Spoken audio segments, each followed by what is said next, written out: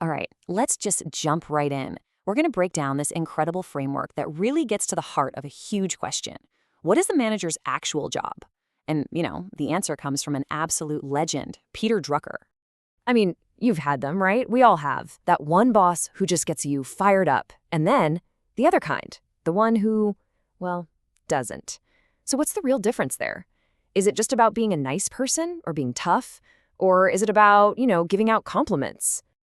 Well, it turns out the real answer has way less to do with their personality and a whole lot more to do with whether they actually understand their job.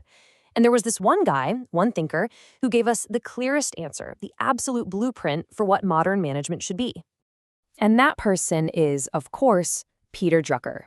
Look, if you've ever come across terms like management by objectives, or even the idea of a knowledge worker, someone who literally thinks for a living, well, you've got this man to thank. He's not just a guy, he's basically the father of modern management. And you know what's so brilliant about Drucker's whole approach? It's just so simple.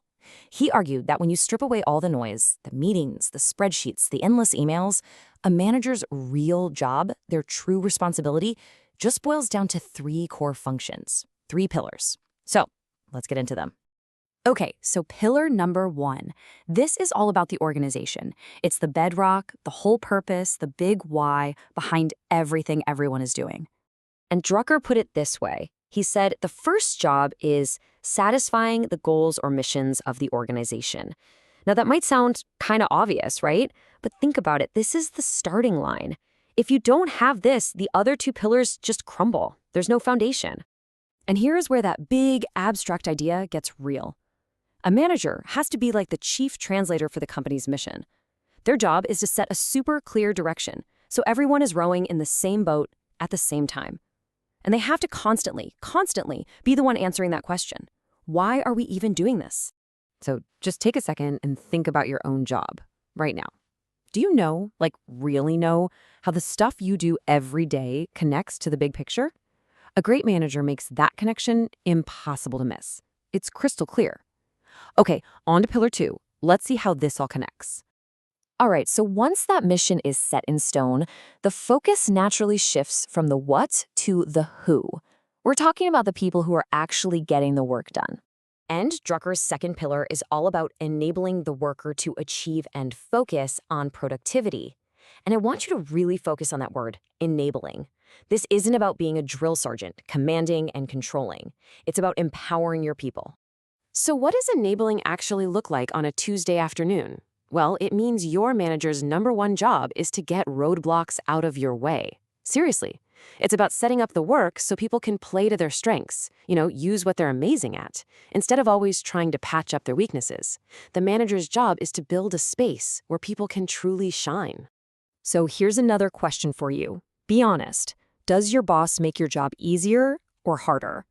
Are they clearing the path for you, or are they part of the path that needs clearing?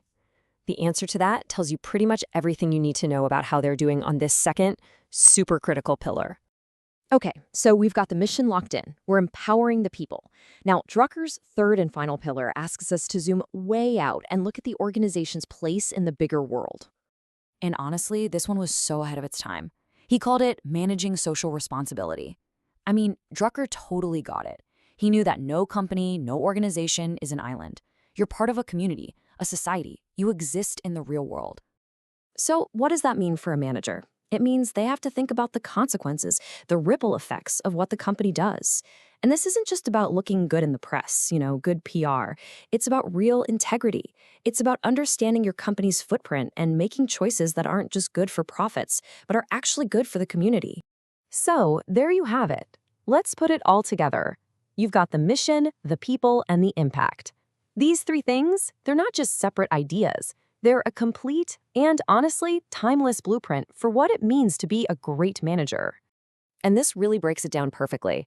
For the mission, the manager's job is to give everyone a sense of purpose. For the people, it's about creating an environment for productivity. And for the impact, it's all about acting responsibly. See how they all fit together? Each one needs the others. And this is probably the most important takeaway of the whole thing. A great manager isn't someone who's just amazing at one of these. They have to balance all three. Think about it. A manager who's only focused on the mission, they're going to burn out their team. A manager who's only focused on keeping people happy, they might completely miss the company's goals. It's a constant balancing act. So that leaves us with one last big question to chew on. In an age where AI is starting to take over so many of the technical parts of management, the scheduling, the number crunching, does that mean this human side of the job, providing purpose, empowering people, acting with integrity, is that stuff actually more critical now than it has ever been? Really makes you think, doesn't it?